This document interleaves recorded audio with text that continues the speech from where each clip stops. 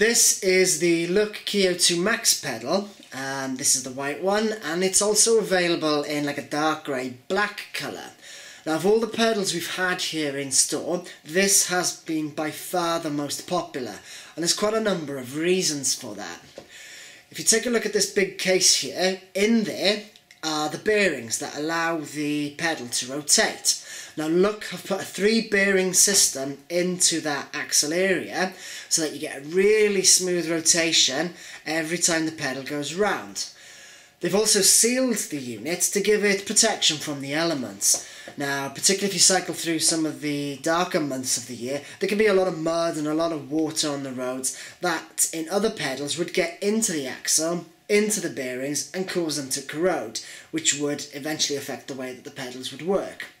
By sealing the bearings in these pedals, Look are basically protecting them from the elements so that no matter how horrible the conditions and how bad the weather you cycle in, the pedals will continue to rotate freely and give you a really smooth ride. The other reason these pedals have been so popular is if you look there, they've got a very wide plate across the middle. Now this is important because it means that when your foot is resting on the pedal, it's less inclined to rock from side to side.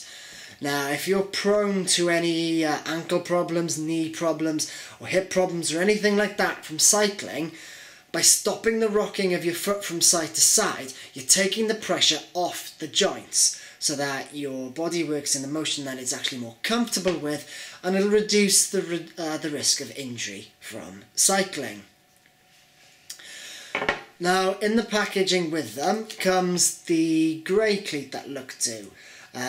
What the grey cleat will do is it'll allow your foot to be able to turn in the pedal to 4.5 degrees either side.